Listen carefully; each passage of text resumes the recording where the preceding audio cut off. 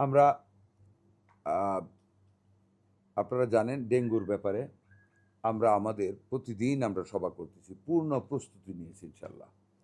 আমাদের জায়গা, রুগীর পরিমাণ বেশি হলে সংকুলান বা রুগীর যে ট্রিটমেন্ট প্রোটোকল, ভেরিয়েন্ট চেঞ্জ হয়, কোন ভেরিয়েন্টে এবার ডেঙ্গুটা আসবে সেই ভেরিয়েন্টটাকে আইডেন্টিফাই করে যথাযথ চিকিৎসা দেওয়ার জন্য সোসাইটি অফ মেডিসিন কাজ করে যাচ্ছে সারা বাংলাদেশে।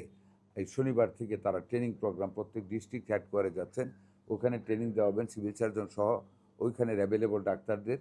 ওইটার পরে সিভিল সার্জনরা ওনাদের নেতৃত্বে প্রত্যেকটা উপজেলায় একটা করে টিম করা হবে, যাতে করে প্রাইমারি লেভেলে ডেঙ্গু ট্রিটমেন্ট করা যায়। ডেঙ্গুর ভেরিয়েন্টের উপর নির্ভর করে ট্রিটমেন্টটাকেও যাতে আমরা চেঞ্জ করতে পারি, সাথে সাথে যাতে মৃত্যু না ঘটে সেই ব্যাপারে আমরা ব্যবস্থা গ্রহণ করেছি। যেটা primary requirement of medicine saline. আপনারা জানেন আমাদের দেশে অনেকেই এখন স্যালাইন উৎপাদন করে না। তো আমরা এরই মধ্যে বিদেশ থেকে আমরা 1,00,000 স্যালাইন আমাদের স্টকে আমরা সেন্ট্রাল স্টকে আমরা রেখেছি। আমাদের স্কেটারলি আরও কয়েক হাজার স্যালাইন আমাদের বিভিন্ন জেলায় বিভিন্ন হাসপাতালে আমাদের রয়েছে। এরই মধ্যে আমরা ইউনিসেফের কাছে স্যালাইনের জন্য বলেছি, ওনারাও আমাদেরকে স্যালাইন দিবেন। রেড ক্রিসেন্টের রেড ক্রসের সাথে আমরা আলাপ করেছি, তারাও আমাদেরকে স্যালাইন দিবেন।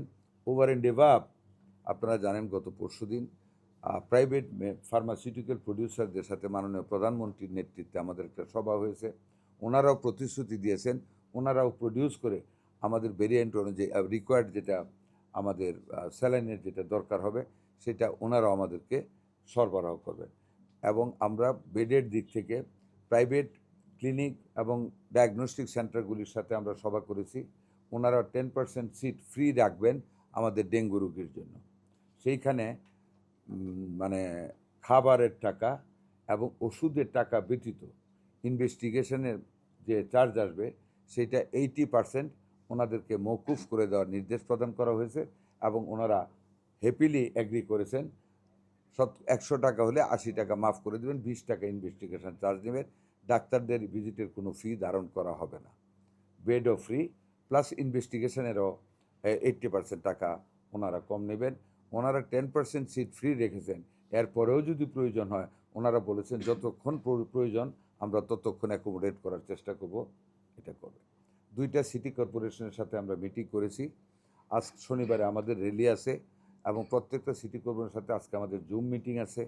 আমরা সেখানে প্রত্যেকটা সিটি কর্পোরেশনকে মানে নন স্টপ আপনার স্প্রে করার জন্য লার্ভা এবং ফ্লাইং অ্যাডাল্ট মশাকে মারার জন্য কার্যক্রম অব্যাহত থাকবে। আরও উপরে যেটা, যেখানে যেখানে লার্ভার জন্মস্থল সেখানে একটা ট্যাবলেট আছে জাপানি, সেই ট্যাবলেটটা মানে ডাক্তারি মতে যতটুকু দূরত্বে দেওয়ার কথা ততটুকু দূরত্বে ছিটিয়ে দেওয়া হবে, এতে লার্ভার জন্ম হতে পারবে না, যেগুলি বিদ্যমান এই লার্ভাগুলো মরে যাবে। এই কার্যক্রমটা আমরা গ্রহণ করতে যাচ্ছি। এইটাই মোটামুটিভাবে আমাদের এই পর্যন্ত নেওয়ার সিদ্ধান্ত।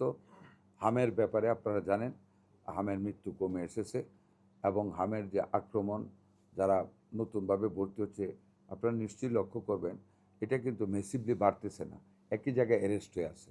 আমরা আশা করি আমাদের 30 যেই বাচ্চাগুলি 15 থেকে গত মাসে 20 তারিখে ভ্যাকসিনেটেড হয়েছে তাদের ফুল অ্যান্টিবডি ক্রিয়েট হতে আরও মানে 15 তারিখ, এই মাসে 15 তারিখ পর্যন্ত লাগবে। আমরা আশাবাদী যে এর ভিতরে হামের আক্রমণটা, যেটা হামের যে বাচ্চারা আক্রমণ হচ্ছে যাদের উপর, যারা অসুস্থ হচ্ছেন, এটা আশা করি আমরা কমে আসবে। আপনারা আমাদেরকে সহযোগিতা করবেন।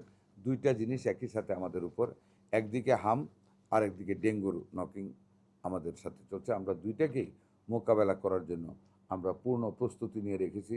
যদি হাম আরও কিছুদিন কন্টিনিউ করে এর ভিতরে যদি আমাদেরকে ডেঙ্গু আক্রমণ করে ফেলে বড়োভাবে, সেই ক্ষেত্রে আমাদের জায়গার সংকলনের জন্য আমাদের সেনাবাহিনী প্রস্তুত রয়েছে। টেন্ট নিয়ে আমরা একটা মোবাইল হসপিটাল করেছি ঢাকা মেডিকেলের পাশে। আমরা আরও 4-5টি জায়গা চিহ্নিত করে রেখেছি, প্রয়োজনে ওভার দ্য নাইট আমরা মোবাইল হসপিটাল করে সকল যন্ত্রপাতি দিয়ে ডাক্তার নিয়োগ করে আমরা প্রয়োজনে মোবাইল হসপিটালের মাধ্যমে হলেও আমরা ডেঙ্গু রোগীদের সেবা করে যাব ইনশাল্লাহ। আপনাদের সবাইকে ধন্যবাদ। আসসালামু আলাইকুম। ঘরে ঘরে স্ক্রিনিং এর যেটা কবে শুরু হবে?